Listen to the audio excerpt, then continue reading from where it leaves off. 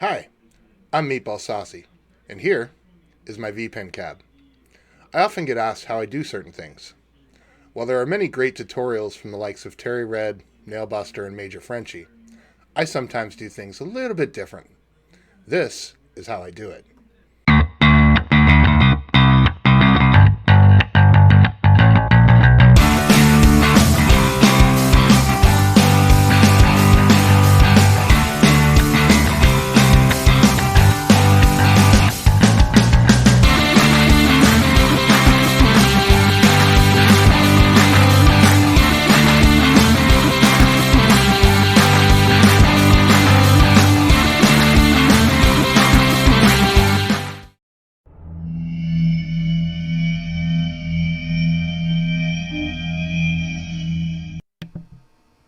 Good morning, good afternoon, and good evening for some of you.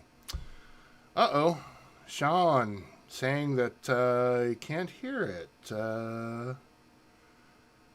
Heard intro though. Okay, well, can you hear me now? Welcome everybody. Thank you. Good. All good now. Sweet. Welcome everybody to the first live episode of How I Do It. Today we are going to be talking a little bit about Pinball FX. And one of the cool little things that I've got working from a puck pack standpoint, from some color DMDs and some dynamic switching of DMD sizes to accommodate for the difference in the DMDs that play through Pinball FX. Before we get started, I want to be very clear that I do not have a baller installer build, so the information we're going to show today is it is fully up to date, so it is a full build, as if you were doing a baller installer and going through all the updates and 64-bit and all that other fun stuff. The big difference is that the paths that I will show could be different for you, so just keep that in mind. But we're also going to be exploring a little bit of the differences with how I installed Pinball FX into Pinup Popper. We're going to look at the database and some differences that you may need to account for as you're going through and trying to follow along with some of these steps. There are some prerequisites, one of those being DOF links and DOF. Those will have to be set up for you prior to this. I do have another How I Do It video, episode 1, that talks about DOF and DOF links and how to get that all working and working in good way. But we'll review some of my settings and how that looks and what we're doing. So without further ado, let's jump in and talk about pup packs. And so the first pup pack that I'm going to show, you'll notice in that screen that as I launched, the topper video changed and the pup pack immediately loaded. So even as the table is loading through Steam and through Pinball FX, the pup pack is already loaded. This is a little bit different functionality from the FX3 version, and we'll talk about why that is and how that works out, as well as some of the limitations about how this is working. But effectively, as you can see, you've got the topper, your back glass working, and a DMD underlay all loading. This is really important because, so this particular pup pack does have triggers. This is the FX3 pup pack, so this was actually released by Team Tuga, and this is this exact same FX3 pup pack for Jurassic World that runs in Pinball FX3, converted obviously to work with Pinball FX. As this table loads, as you all have probably experienced, oftentimes just went and made a new dinosaur. Yeah, load times kind of what we do here. You're gonna have so much fun. So as you saw that pop up, the genetic DMD modification first went up starts a out lot with back green. then. They're dinosaurs. Wow, and It's over the table. That's so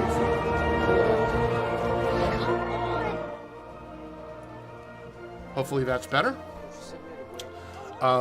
And so the DMD started off with a green, and then what happened was it loaded DMD EXT, which we'll talk about a little bit more with the DMDs a little bit later in the show here. But that's also one of the things we're going to review today is how to get those colorizations working through DMD EXT. But as you can see, the pup pack is triggering. It is based off of DMD pup capture, and that is the only triggers that are working. So if there is some event triggers built into these pup packs, those do not work, and we'll talk about a little bit about that and why that is here in just a minute. But basically, this is what it can look like if you've got a Pinball FX launching through Popper and loading up your pup packs. So let's take a look at how that works. So the first thing I want to share with you is, and this is my, I'm remoted into my VPin. And so I want to real quickly show you kind of what the database looks like and what may be different about my database versus your database, and how that impacts the rest of this setup. So as I look at Pinball FX, there's a couple things that I want to share with you. The first one is this ROM section. Most of you, if you have followed the Nailbuster tutorials, this is going to show table_165 or whatever table number that is. I modified my database so that it only has a single the number call out. The main reason I did that was so that the command line for launching is just using the table or ROM name as opposed to something else. Now that's important because I use just a different script, but if you follow the Nailbuster tutorial that's on the wiki, you can still get the same effects by making sure that the table_165 is kind of your naming convention that you use throughout the full table. Now you'll notice down here in these custom variables, these are the custom variables that I use in the launch script. And these custom variables, the first one is a variable 2, and it's set to full. This full setting is how I define how the DMDs switch back and forth from a size standpoint. And again, we'll look at that a little bit in more detail later on, but just keep that in mind that custom variable 2, by typing in full, that allows it to use the cinematic DMD format that is available on some of the FX tables. So if I were to go down and look at Adventureland, you'll notice full is blank because Adventureland doesn't use that full. So that's kind of what I'm using to set there. The other custom variable is variable 3. And variable 3, you want to match what is in your ROM. And this is so that you can actually make calls for the pup pack. This is what I'm using to actually call to a specific configuration. Okay. So now that we've got what the database looks like out of the way, let's take a look at how this is actually working. So on my C drive, if you look here, I've got direct output or direct output framework, DOF, set up. Within this folder, I've also got DOF links installed. Now, DOF links is a custom integration program that was built for integration and to support integration to FX3. Now you'll note when I look at my INI here in a moment, there is not a ton of toys or configured lights or anything like that. And that's because I don't have those items. If I had them, they would be part of this package. But let's take a look at in the DOF INI. Normally, when we're talking about FX3, you've got to have these paths configured to show where FX3 is looking for a couple of things. It's looking for a backglass, and it's looking for the actual pup player so that you're able to identify and kick off pup packs within FX3. That is great, and we'll talk about how that works here in a second too. But as we move down, I'm basically looking at different processes. Now this process, I've got a long list of my different emulators and games that I play within the process that I'm having DOF links monitor. And this is for one key reason. I've got a pup pack over here that says FX3 pup SSF. Now what this is this is for some SSF triggers. things like flipper solenoids and things like that that all played correctly through the SSF speakers on my V-Pin.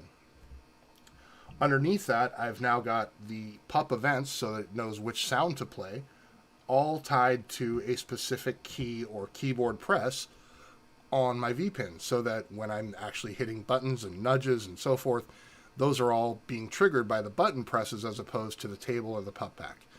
That allows me to have SSF sounds in Demon's Tilt and Pinball Wicked and Pinball Arcade and all of the other, like I said, Zakaria, things that don't normally have PUP support or PUP pack support. Because of this INI, all I have to do is call DOF links, and this loads up from this INI, and it triggers that PUP pack to be able to give me those background sounds. Now, when I started looking at the way FX3 was calling PUP packs and what it was doing, what it basically does is it goes into this FX3 PUP player, and it reads these B2S files. Now, within one of these B2S files, and I'll use Adventureland as an example, one of the calls is to initiate a PUP pack, and so you're able to utilize FX3 to initiate a PUP pack. And this is because DDH69 wrote this this program to interact with the FX3 program itself. It's actually a two-way communication. So some of the PUP packs enabled, by utilizing this method, it enables a two-way communication, and so you can actually have event triggers that are not part of the DMD PUP capture. That being said, the method we're going to talk about for Pinball FX is a little bit different, but very similar. So up here in the Alt INI program, or folder, I have got a bunch of Alt INI. And we'll talk about what those are here in a second as well. But inside of this folder, I now have a slightly different INI. And what you'll see is at the very bottom of this, very similar to what the B2S is, I'm doing a different call. So while I call this particular PUP pack the FX SSF, it's actually overridden by this final command that then calls a different PUP. And so I'm actually using this code to call this folder for the INI. So remember, we talked about that level 3 or option 3 in the table guide. It's actually telling me that I want to go to a specific folder and utilize that INI to launch the table. When the table launches, launch the PUP pack. And so if you will look, each one of these has got a corresponding INI. So if I go into 7, you saw in 1, we opened up that INI. I'm going to go into 7 here real quick. Sorry, there's a little bit of delay with the remote connection. Come on.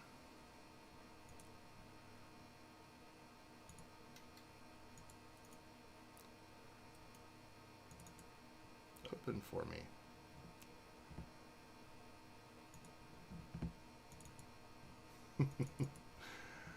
Apologies, you guys.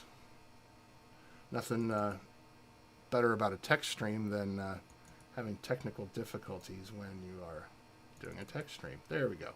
All right, so then if I open up this INI, down at the bottom, you'll see that this is folder 7, and we're initting PUP pack number 7.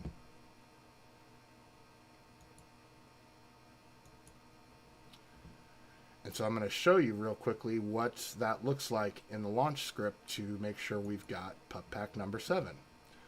So if I come into my popper setup,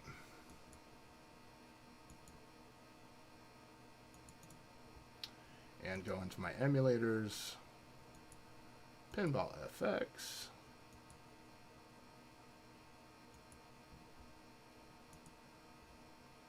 and the launch script,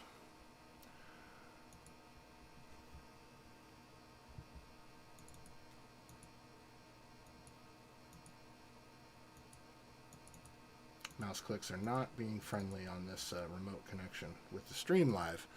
That's always fun. Come on. I'll just use my keyboard. That's a little more. Okay, so down here at the bottom, you'll see that I'm now basically using this command line. So I do a change directory so that I can go into the DOF links. And so I reached out to DDH69 to understand what this custom launch parameter needs to look like and what it could be. And so you'll see that I'm setting a path for an alternate INI. So normally when you start DOF, it goes and defaults to the normal INI. But because I'm starting it with a different path, it now goes and says, okay, hey, I'm going to go look in that alt INI folder, and I'm going to use whatever number is in custom 3 to set the table folder to be accurate. So as long as you have got this matching your ROM file, whatever you type into custom 3 should allow you to have an individual launch per table. So I have a custom alt folder for every single table. And so this goes and says, all right, use that INI, which then calls out the specific pup pack. And so if we take a look at my pup videos folder, you'll see that I've got different pup packs set up for each individual alt INI and table that is set up within the system. Some of them are more complex, some of them are not. What you will note is that I've got the pup sounds folder so that I've still got that SSF triggers that all happen. I have got a backglass set up, and I've got generally a topper and a DMD underlay that all display, so that within FX I actually have got backglass turned off and DMD set to be use external or use the DMD EXT. And so the result is I get dynamic loading and launching of pup packs for each and every table. So that is pup packs. If there are any questions about pup packs that I didn't cover or you need some more information on, feel free to type it in chat. If not, we will go ahead and move on. But let's go ahead and take a look at the color DMD and what color DMD looks like going through Pinball FX and Pinup Thank you very Popper. much, ladies and gentlemen. So, and again, Right you'll now, see I'd like to here tell you about- the pup pack immediately loads when I launch it because we've gone through that INI and it immediately triggers. It's not waiting for any information coming from Pinball FX to launch. Again, this is that two-way communication doesn't exist. There are certain pup packs that exist. I'll give you an example.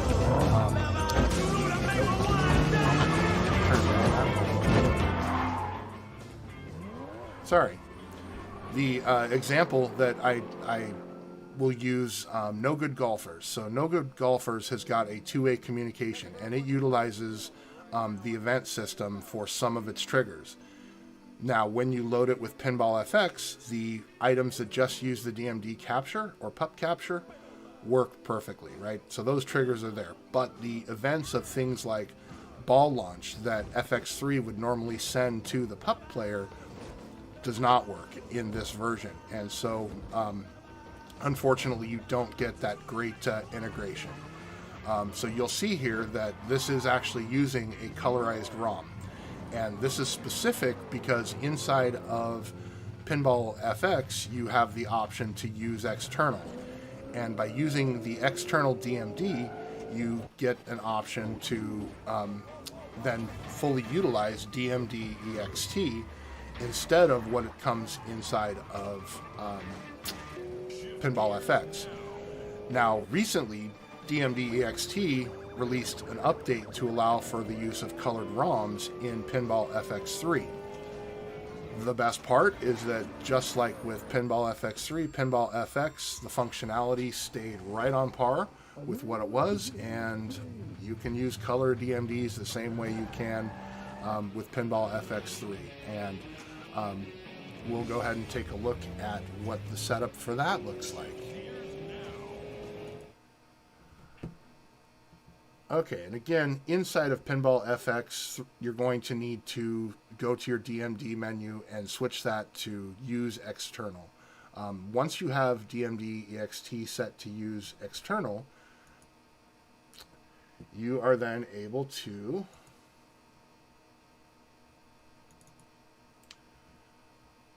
have your DMD EXT, which most people have installed to their VPin main folder. And again, my paths are different from yours, so just be aware of that. But you have a folder up here called alt color.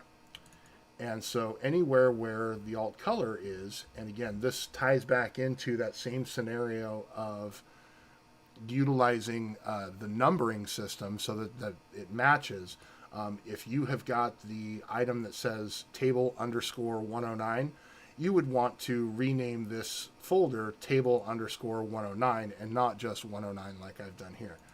But basically anything with the PAL or VNI configuration or the new serum, and I'm not sure that I actually even have a serum for this. I might. I think these are all PAL.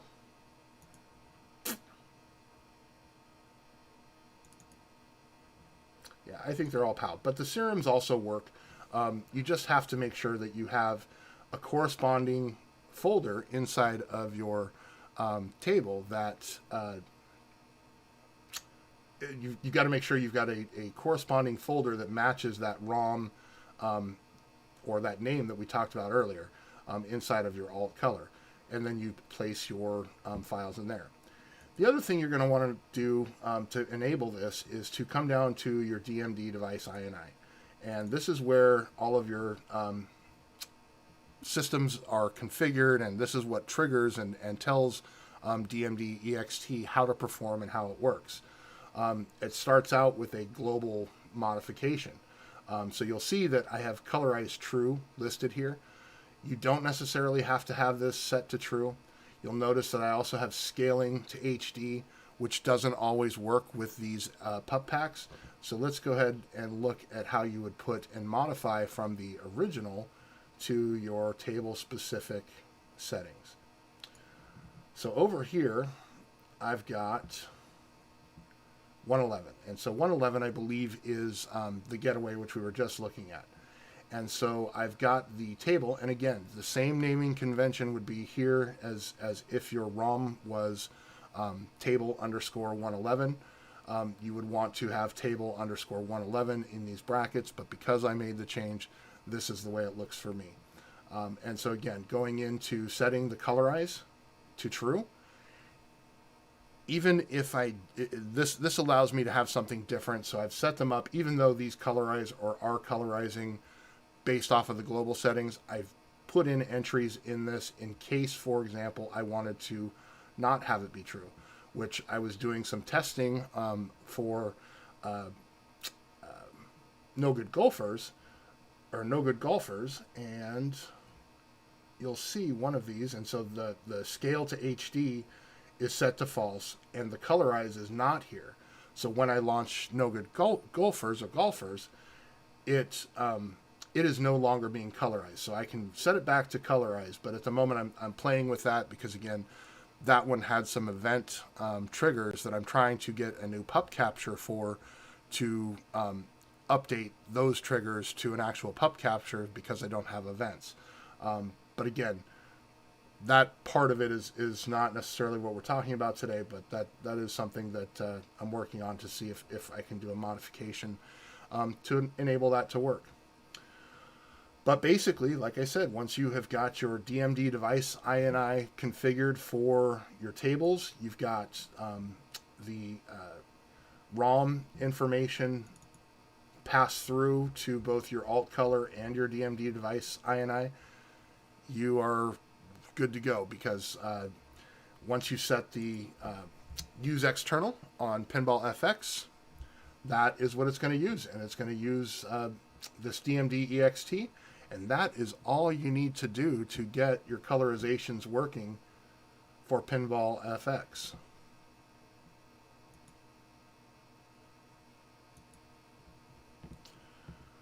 Okay.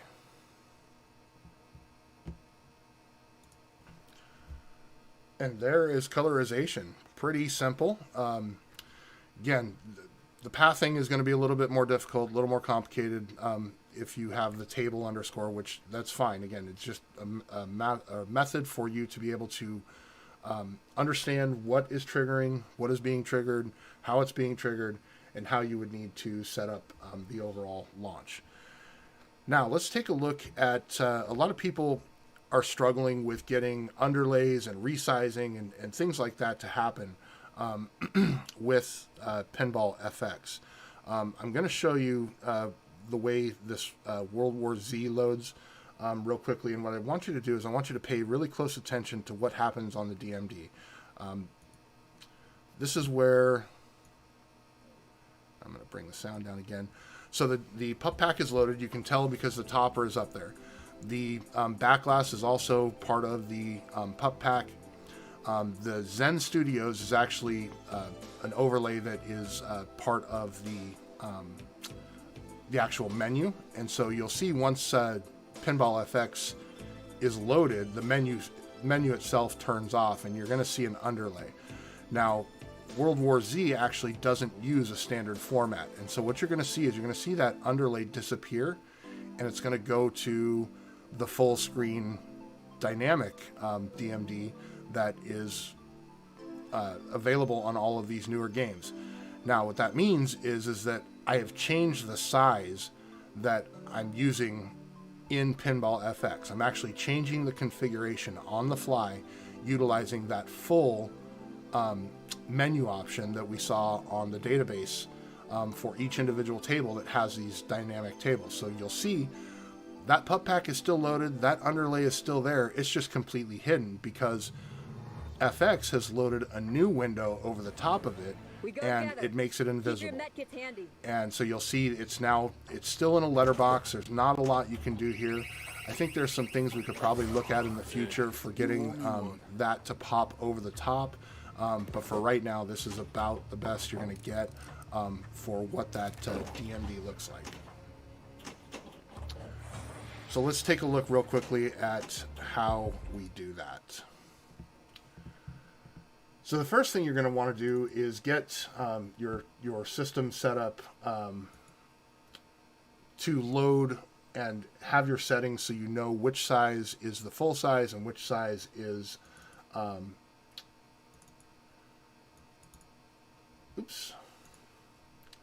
and which size is the sorry guys, I'm focusing on navigating here. Steam Apps, Pinball FX, Mods, Cabinet. Okay, so within your mods folder, and many of you probably have got all the back glasses and so forth in this folder, but again, now that I'm using pup packs, I don't have any files in here, and I don't need to have the back glasses loading dynamic or loading from Pinball FX. But what I do have is a settings INI. And so this settings INI is what actually controls the size of the DMD window when it loads either the external DMD or the internal DMD from Pinball FX. And it's really simple. Within this configuration here, you'll see that you can configure this dot matrix window specifically for the size, the height, and the position of where you want it. So when I'm in my default, which is the 4.1 setting, I have got this configured to fit exactly inside the cutout for the underlay, so that the underlay can show around it, but that this window is small enough to fit inside that underlay. Now, when I launch a table that has the word full in that settings 1, what it's doing is it's coming into this folder and it's pulling up this settings and it's copying it from this folder and overriding this folder. And that's on the table load. On the table exit, it resets it back to the 4.1 by grabbing this setting and recopying it back out to this folder, so that this settings is always what the table is going to load to. But the full DMD, you'll notice when I do this, is now the full resolution of my DMD monitor, so that it is a full screen instead of being shrunk down to fit inside of that DMD window. Now let's take a look at the actual launch command to execute that. Because like I said, this is kind of a copy and paste and moving your settings INI back and forth on the fly based off of that database setting for Pinball FX. Come on, give me a click. There we go.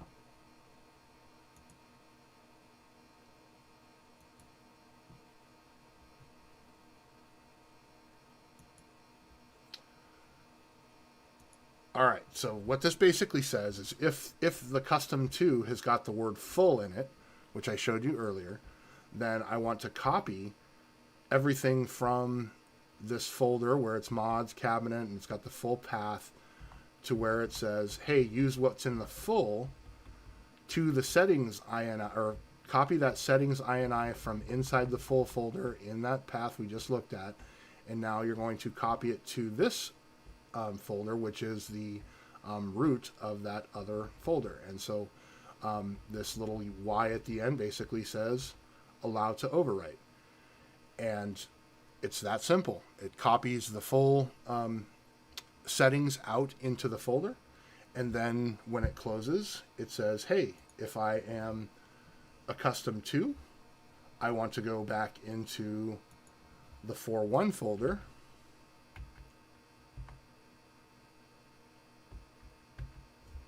Come on, move with me, mouse.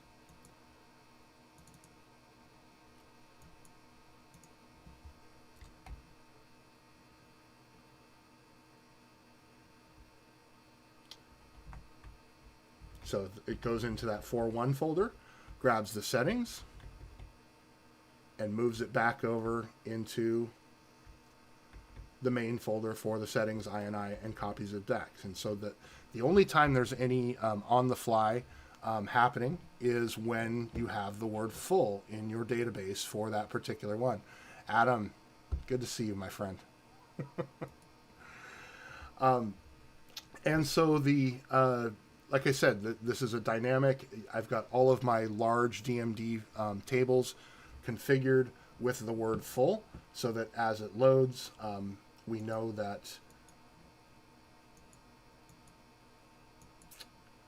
that is the script that it's doing. Anything else is just leaving it as the default, and we're not making any settings or INI changes for Pinball FX.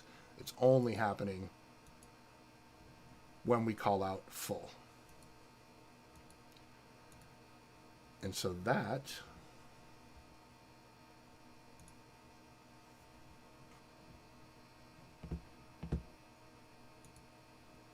is how I do it. Pretty simple.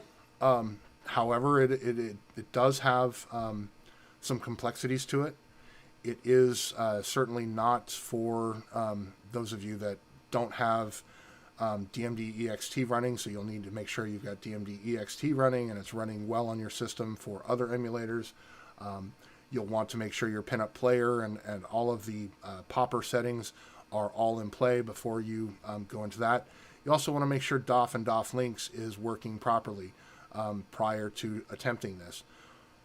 That being said, once all of those pieces are in play, you should be able to recreate what I've done here and be able to utilize the pup packs that are available, make your own pup packs for backglasses and DMD underlays and toppers, and be able to launch and load them dynamically directly from Pinup Popper.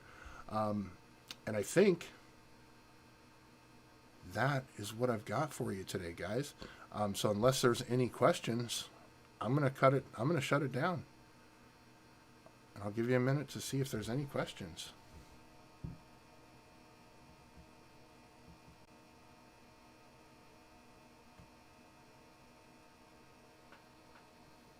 No questions. All right, guys. Well, I appreciate y'all stopping by. I hope this, if those of you that weren't here and couldn't make it for the live stream, I hope you all have an opportunity to give this a shot. Feel free, if there's any questions that you have while watching it, jump back in, leave it in the comments. Those of you here, appreciate it again. Leave a like, subscribe, and we will catch you on the next one.